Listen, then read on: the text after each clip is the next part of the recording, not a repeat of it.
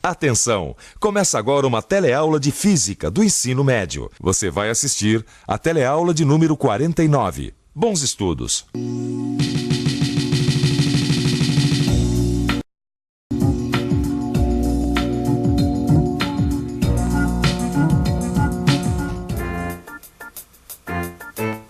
Ô, Gil, você desculpa perguntar, o que tá acontecendo aí? Faz mais de meia hora que você tá zanzando pelo apartamento, mexe numa coisa, mexe em outra, você tá ficando meio maluco? O que tá acontecendo? Não é nada não, Vicente. É o seguinte, sabe o que é? Eu tava pensando numa coisa que o meu amigo Roberto me disse.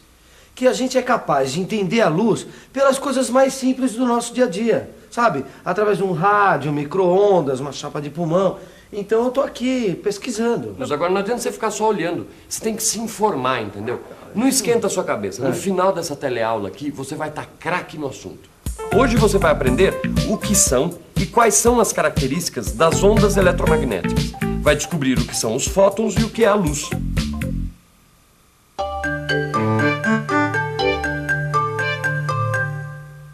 Ô, Gil, pera um pouquinho.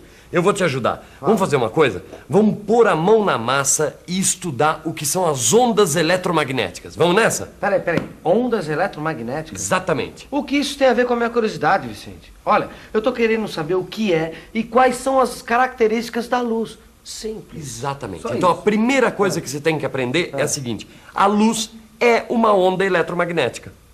E não só a luz, hein? Não só a luz. As ondas de rádio, as ondas de televisão, as micro-ondas, os raios X, todas elas são ondas eletromagnéticas. É mesmo? É. Animada com aquela nossa conversa sobre átomos, sabia? Só que agora eu estou interessada num outro assunto. Ondas eletromagnéticas. Esse é um outro assunto, mas tem tudo a ver com o átomo, Rosinha, você vai ver. Tanto que para entender as ondas eletromagnéticas, a gente precisa lembrar o modelo atômico. Observe este esquema. Este é o modelo atômico de Rutherford Bohr. Neste modelo, os elétrons se distribuem em níveis de energia ao redor do núcleo. Nos níveis mais afastados, a energia do elétron é maior. Quando o átomo absorve energia, um de seus elétrons se afasta do núcleo, isto é, vai para um nível de energia maior. Quando ocorre o contrário, isto é, quando um elétron se aproxima do núcleo, o átomo emite energia. Ah, e a energia absorvida ou emitida é igual a diferença dos níveis. As ondas eletromagnéticas têm tudo a ver com o átomo, especialmente com o movimento dos elétrons. E quem estabeleceu essa relação foi o famoso físico Albert Einstein. Ele foi um físico teórico que formulou a sua teoria baseado nas experiências de vários outros cientistas. Muito cálculo e muita imaginação. Foi ele quem explicou o efeito fotoelétrico. E antes da gente falar mais sobre as ondas eletromagnéticas, vamos entender direitinho o que é este efeito fotoelétrico. Efeito fotoelétrico é a emissão de elétrons de uma superfície metálica devido à incidência de luz. Bom, mas para entender melhor isso, vamos aos fatos observados. As experiências mostravam que quando uma certa quantidade de luz incidia sobre uma placa metálica, aparecia uma corrente elétrica. Einstein conclui que a luz fornece energia para os elétrons da placa. Alguns deles se desprendem e saem da placa. Tá tudo legal, Vicente. Agora, eu só não entendo o que tudo isso tem a ver com a luz, sabe? Calma, que você já vai entender. Nós já estamos chegando lá. Olha aqui, ó. Einstein queria explicar o aparecimento da corrente elétrica através da incidência de luz sobre uma superfície metálica. Mas aí havia um outro fato muito importante que começou a aparecer nas experiências. Só com alguns tipos de luz, ou seja, com algumas cores, essa tal corrente era produzida. E aí é que vem as conclusões mais interessantes de Einstein. Olha só. Einstein propôs que a luz é formada por vários e pequenos pacotes de energia, que ele chamou de fótons. Esses fótons podem carregar diferentes quantidades de energia, dependendo da cor da luz. Para provocar o aparecimento da corrente elétrica, os fótons que incidem na placa precisam ter uma certa quantidade de energia. Isso explica por que a corrente só aparece com algumas cores. Assim, Einstein explicou o efeito fotoelétrico e mais, explicou também como ocorrem processos de emissão e absorção de luz. Quando um átomo absorve um fóton, ele ganha energia. Esta energia é transferida a um de seus elétrons. que muda de nível de energia, afastando-se do núcleo. Este é o processo de absorção de luz. No processo de emissão de luz, ocorre o inverso. O átomo perde energia e um de seus elétrons vai para um nível de energia menor. Ah, agora sim, Vicente. Olha, quer dizer então que a luz é formada por pacotinhos, né? Que correspondem a determinadas quantidades de energia. Exatamente, Não é isso? E Gil. que esses pacotinhos são chamados de fótons. Ah, tá começando a entender o que é a luz, tá vendo? Agora, e aquelas ondas eletromagnéticas que você estava falando no começo da teleaula? Calma, que daqui a pouco você vai entender a relação entre a luz e as ondas eletromagnéticas. Ó. Tá. Tá certo, eu entendi. A luz é formada por fótons, que na verdade são partículas. Só que agora ficou mais complicado. Porque numa teleaula, a gente viu que um cientista chamado Maxwell havia concluído que a luz é um tipo de onda que é formada por uma sucessão de campos elétricos e magnéticos. Ou seja, é uma onda eletromagnética. Agora, ele estava enganado? Não, é isso mesmo, Rosinha.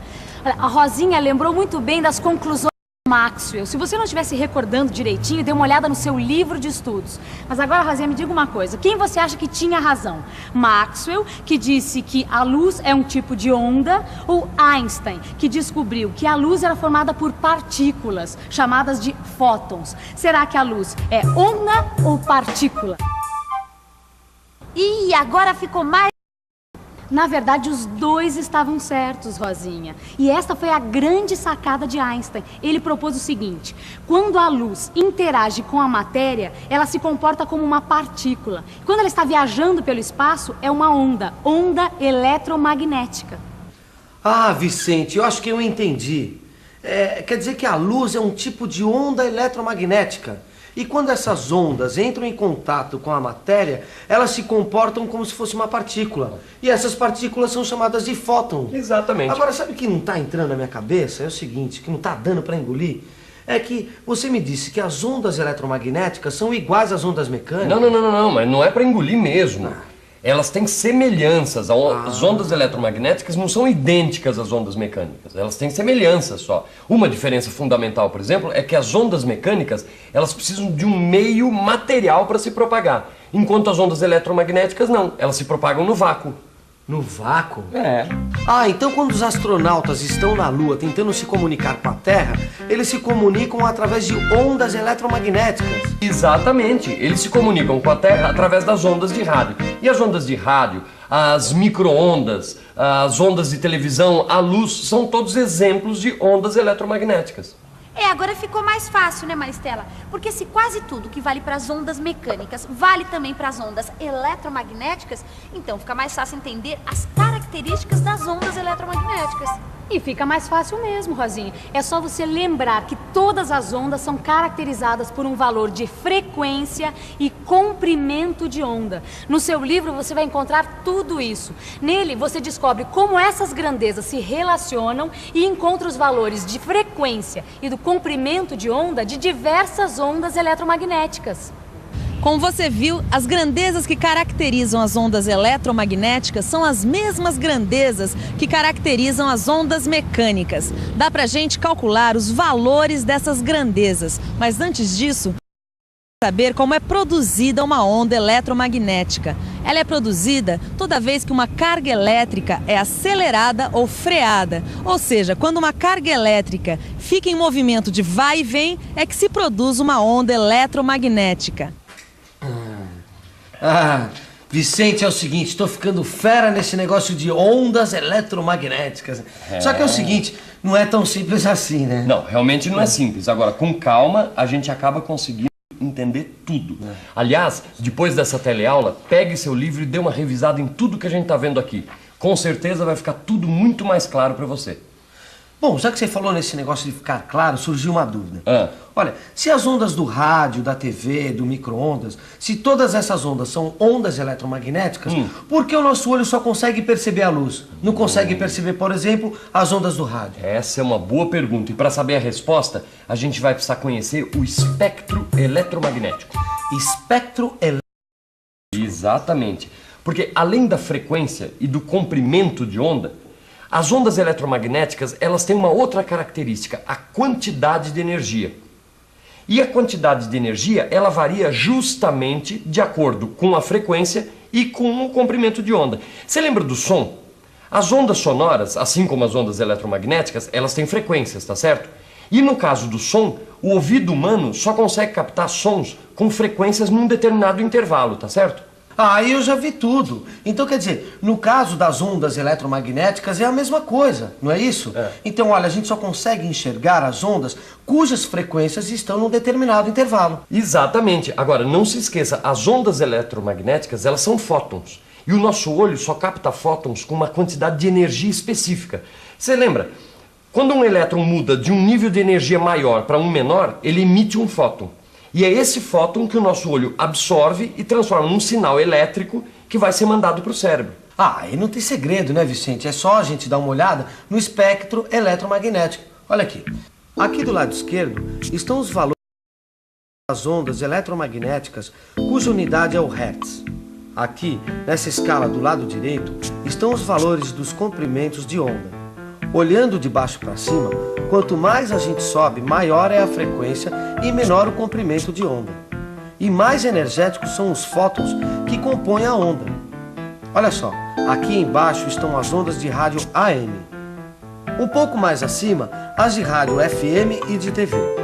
Logo acima estão as micro-ondas, o infravermelho e olha aqui, essa faixinha estreita aqui, luz visível. Apenas as ondas que ficam nesse intervalo é que são captadas pelo nosso olho. Aumentando ainda mais a frequência, chegamos nos raios ultravioleta. Depois vem os raios X e os raios gama, que correspondem a fótons de muita energia, resultantes de mudanças no núcleo dos átomos. E você reparou uma coisa importante, Gil? A energia dos fótons é diretamente proporcional à frequência e inversamente proporcional ao comprimento de onda. Ou seja, quanto maior a frequência e menor o comprimento de onda, mais energéticos são os fótons. Acho que agora dá para você entender por que o teu amigo Roberto disse que dava para compreender a luz a partir das coisas do dia a dia. Porque a própria luz, as ondas de rádio, de TV, as micro-ondas, os raios X que a gente usa para tirar chapa de pulmão, por exemplo, todos eles são exemplos de ondas eletromagnéticas. Só que cada uma dessas ondas tem um valor característico de frequência, de comprimento de onda e de energia. Puxa, que legal, viu, Maristela? O que mais me chamou a atenção foi a faixa da luz visível. Ela é tão estreita, né? É estreita e ainda é dividida em 6. Você quer ver? Liga esta luz aí e dá uma olhada aqui. Esta faixinha é dividida em 6 pequenas faixas e cada uma com uma frequência. Cada frequência corresponde a uma cor do arco-íris. É interessante, não é? Mas os resultados mais importantes das pesquisas sobre a luz estão mesmo na compreensão do nosso velho amigo átomo. Como assim? Bem, você viu que as ondas eletromagnéticas estão intimamente ligadas com o movimento dos elétrons. E foi através das pesquisas com a luz que os cientistas conseguiram entender melhor como as cargas se movimentam no interior do átomo. Eles perceberam que assim como o fóton tem características de onda, o mesmo acontece com os prótons, elétrons, pions, nêutrons, enfim, com todas as partículas. Todas elas são ondas e partículas ao mesmo tempo.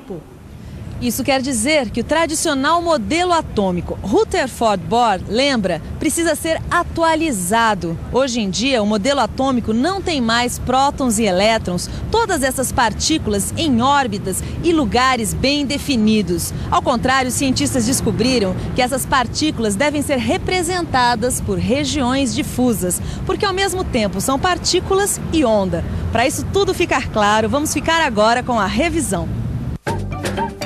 E atenção, se liga aí que é a hora da revisão. Na teleaula de hoje, você aprendeu que a luz é uma onda eletromagnética, assim como as ondas de rádio, TV, etc. Você viu que essas ondas podem se propagar até no vácuo. Além disso, as ondas eletromagnéticas são caracterizadas por um valor de frequência, de energia e de comprimento de onda. Você aprendeu também que a onda eletromagnética é ao mesmo tempo onda e partícula, e que essa partícula se chama fóton e carrega uma determinada quantidade de energia. Finalmente você viu que todas as partículas, como o elétron, o próton e o nêutron, também se comportam como onda e partícula ao mesmo tempo. É isso aí, gente. Até a próxima. Até lá.